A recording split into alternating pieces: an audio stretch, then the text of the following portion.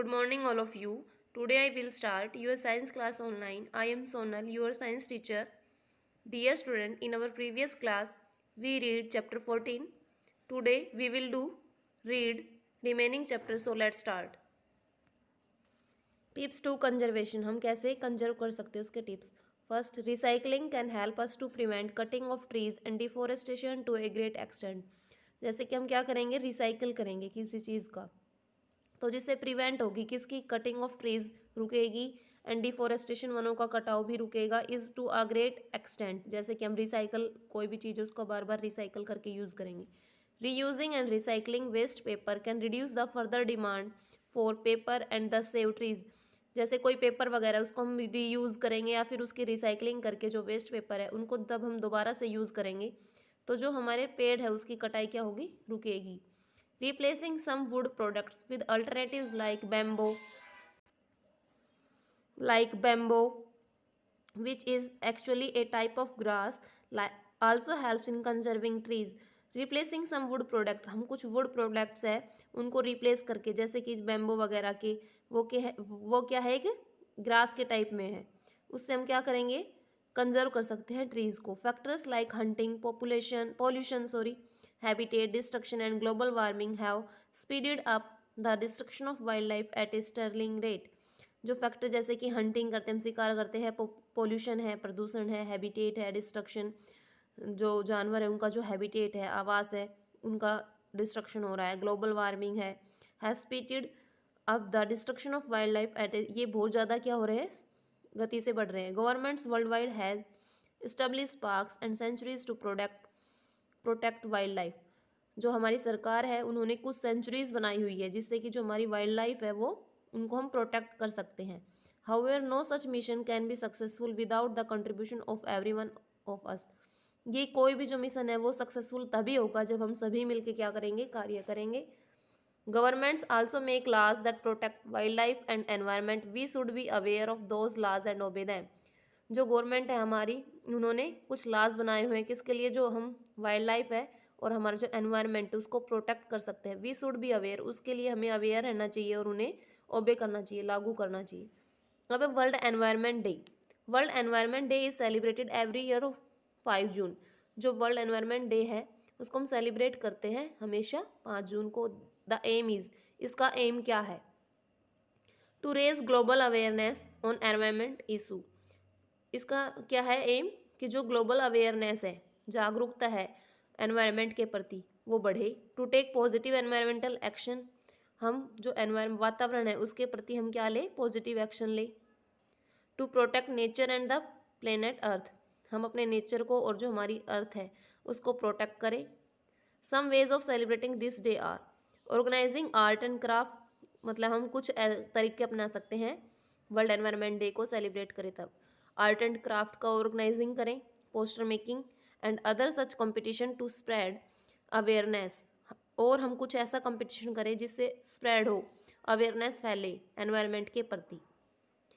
Community conservation programme such as tree planting, पेड़ उगाएं. Cleaning a river को साफ करें. Removing waste can be carried out, और उनमें से वेस्ट को कैरिड करें मतलब बाहर निकालें.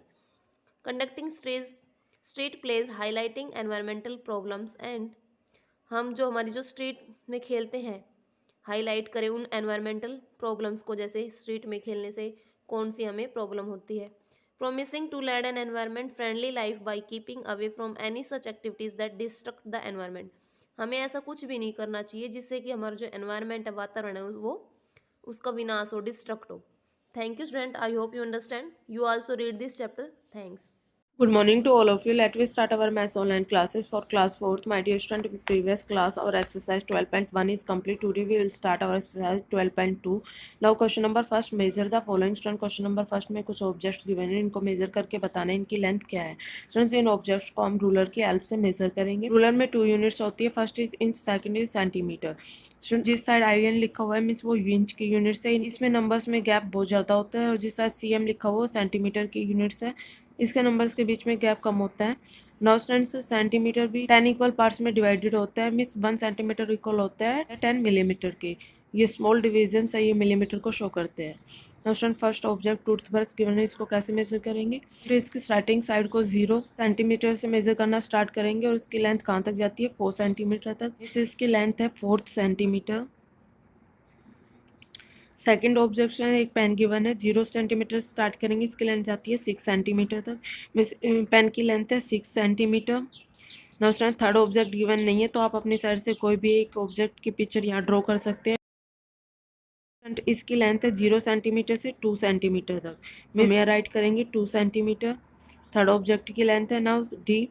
स्टूडेंट्स इसमें इरेजर गिवन है, इसकी लेंथ है 0 सेंटीमीटर से 1 सेंटीमीटर, तो हम यहाँ इरेजर की लेंथ राइट करेंगे 1 centimetre. I think students you understand. Now we do question number second. Draw the line segment of the following. Students question number second के अंदर हमें लाइन सेगमेंट्स ड्रॉ करनी है। इसमें हमें लेंथ गिवन है, पार्ट ए में गिवन है A B line segment. Students तो ऊपर जो लाइन लगी हुई है इसका मीन्स होता है line segment. A B line segment equal to 7 centimetre. Scale के हेल्प से लाइन लगाएंगे। लाइन हमें लगानी है 7 सेंटीमीटर की, तो 0 सेंटीमीटर से स्टार्ट करेंगे लाइन और 7 सेंटीमीटर तक लगाएंगे। Now student 7 centimetre. अब इनके पॉइंट्स राइट करेंगे A B 7 centimetre.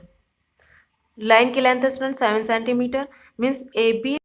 Now student part C के अंदर B C line segment given है 5.5 centimetre, means 5 centimetre and 5 millimetre. Now student scale के हेल्प से लाइन लगाएंगे। 5 सेंटीमीटर की कंप्लीट लाइन लगाएंगे 0 से 5 सेंटीमीटर। 5 हो गए स्टूडेंट्स। आगे मिलीमीटर में लाइन लगानी है, मीन्स ये जो हमें स्मॉल डिविजन्स गिवन है इनको 5 तक काउंट करेंगे। 1 2 3 4 and 5।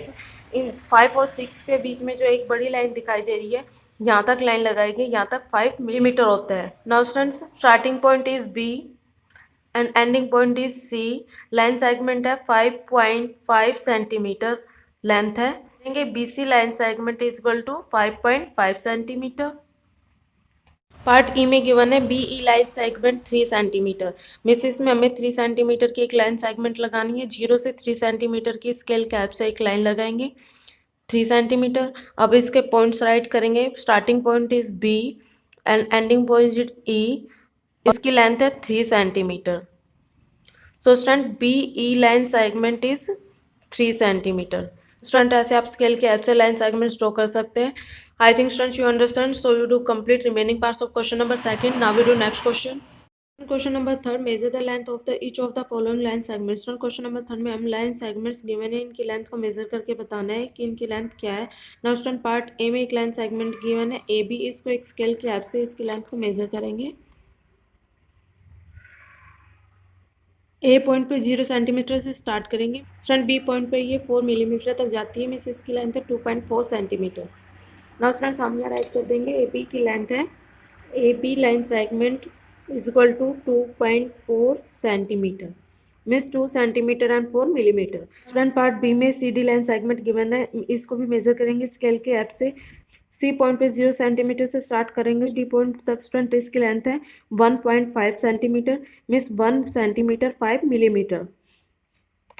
So student C D line segment is equal to 1.5 centimetre. Student same as part C को आपको मेजर करके इसकी लेंथ आपको राइट करनी है। I think students you understand, so you do complete question number first second third of exercise 12.2. Thank you students, have a nice day. Good morning students. Today I will start your SST class online. Dear students, for class 4th, today's our topic is chapter number 11. Dear students, in our previous video we do this chapter difficult word and wording. I hope you learn and write completely. Today we will do this chapter exercise. So our first exercise is take the correct option. Our question number first is dash are found in the rocks and below the bottom of the sea. ये कौन क्या है जो rocks के नीचे और सी के नीचे पाए जाते हैं, सी लेवल के नीचे? Minerals, MINERALS. Option B is correct. Question number second is rocks containing metals are called. जो रॉक्स हैं वो मेटल्स को बनाते हैं वो क्या कहलाते हैं? Minerals, MINERALS minerals. थर्ड है manganese is use for making. Manganese जो है उसका यूज क्या बनाने के लिए किया जाता है? Option C steel, STEEL steel. Fourth है gold and manganese are dash minerals. Gold और मैग्नीज जो है वो किस प्रकार के मिनरल्स हैं? Metallic, METALLIC. Now our exercise number B is dash is used in making steel. किसका यूज स्टील बनाने के लिए किया जाता है? Manganese,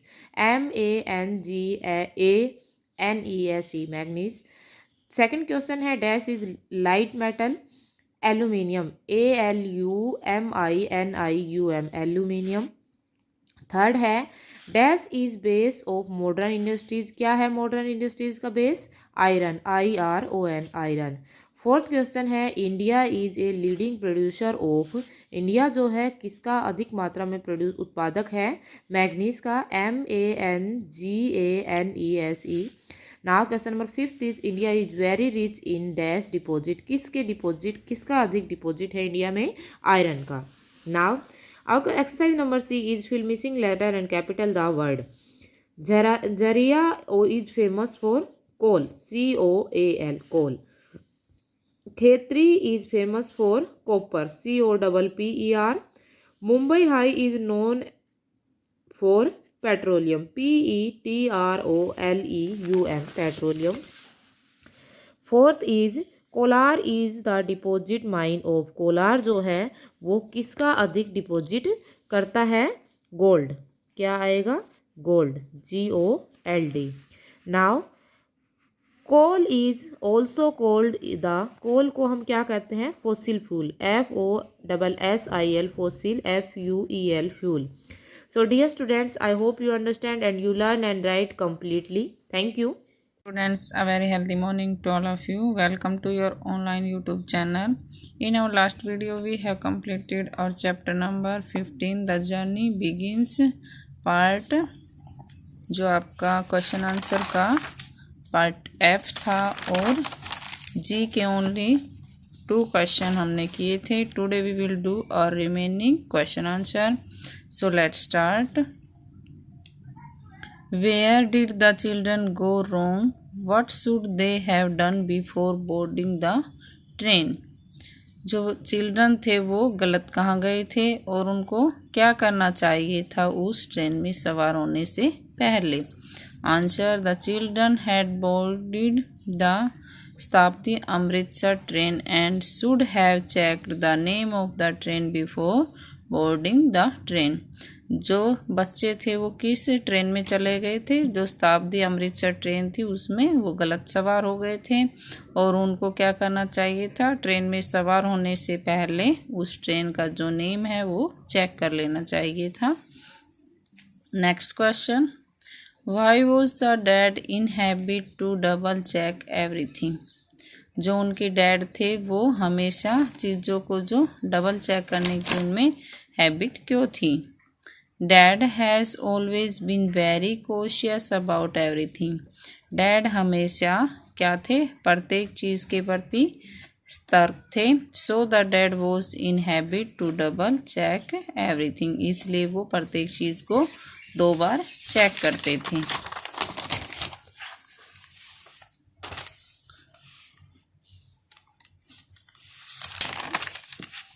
Part H. Answer the following question. Question number first. Which habit of dad used to irritate children? कौन सी आदत dad की बच्चों को परेशान करती थी, उनको इरिटेट करती थी? तो वो क्या थी? आंसर. ही डबल चेक एवरीथिंग. वो प्रत्येक चीज़ को क्या करते थे? 2 बार चेक करते थे. How often we get irritated when he opens the locked door only to be sure if the gas and lights have been switched off. क्या करते थे वो? कई बार अक्सर क्या करते थे कि वो जो लॉक होता था डोर उसको ओपन करते थे केवल क्या श्योर करने के लिए? क्या श्योर करने के लिए? क्या निश्चित करने के लिए कि जो गैस और लाइट्स हैं वो स्विच ऑफ है या नहीं. इस बात से वो बच्चे क्या हो जाते थे? इरिटेट हो जाते थे. Question number 2. When did the opinion of children change about their dad? जो बच्चों का विचार था वो अपने डैड के प्रति कब चेंज हो गया? तो आंसर है when they boarded the wrong train, then the opinion of children changed about their dad. जब वो गलत ट्रेन में सवार हो गए थे तब उनका जो सुझाव था अपने पिता के बारे में, डैड के बारे में, वो चेंज हो गया था. Question number 3, did Navi behave like the dad? If yes then how? क्या नवी ने डैड की तरह बिहेव किया? यदि हाँ तो कैसे? After the unit test Navi checked everything twice before he packed his things hardly to go to the wedding. जब उनके यूनिट टेस्ट ख़त्म हो गए थे उसके बाद नवी ने प्रत्येक चीज़ को 2 बार चेक किया जब वो जल्दी में अपना जो सामान है, चीज़ें हैं, वो पैक कर रही थी वेडिंग में, शादी में जाने के लिए। So thank you students. Please write and learn also these question answer and have a nice day. Good morning students, मैं मुकेश मैडम, आपकी हिंदी अध्यापिका MLP इंटरनेशनल स्कूल राजपुरा से। बच्चों कक्षा 4 में मैं आपको करा रही थी पाठ 15 भय का भूत। ये पाठ हम पढ़ चुके थे, इसके कुछ अभ्यास कार्य भी हम कर चुके थे। आज हम करेंगे शेष बचे हुए अभ्यास कार्य। तो बच्चों पाठ 15 में हम आ गए थे प्रश्न नंबर 5 पर। सही वाक्य पर सही तथा गलत वाक्य पर गलत का निशान लगाओ। सही वाक्य पर सही तथा गलत वाक्य पर गलत का निशान लगाओ। पहला वाक्य हमारे पास है, बुढ़िया एक शहर में रहती थी। बुढ़िया एक शहर में रहती थी। ये वाक्य बिल्कुल गलत है क्योंकि बुढ़िया कहाँ रहती थी? एक गाँव में रहती थी। तो यहाँ पर हम गलत का निशान लगाएंगे। अगला वाक्य है, बुढ़िया की झोपड़ी के पीछे एक बाघ बैठा था। ये वाक्य बिल्कुल सही है क्योंकि एक बाघ बारिश से बचने के लिए बुढ़िया की झोपड़ी के पीछे बैठ गया था आकर। तो यहाँ पर हम सही का निशान लगाएंगे। अगला वाक्य है, धोबी शेर को कान पकड़कर लाया था। धोबी शेर को कान पकड़कर लाया था। ये वाक्य गलत है क्योंकि धोबी एक बाघ को कान पकड़कर लेकर आया था, शेर को नहीं। तो यहाँ पर हम गलत का निशान लगाएंगे। अगला वाक्य है हमारे पास, बुढ़िया बहुत बड़े घर में रहती थी। ये वाक्य भी गलत है क्योंकि बुढ़िया एक झोपड़ी में रहती थी, बड़े घर में नहीं रहती थी। तो इस वाक्य पर भी हम गलत का निशान लगाएंगे। बुढ़िया के 5 पोते थे। अगला वाक्य हमारे पास क्या है, बुढ़िया के 5 पोते थे।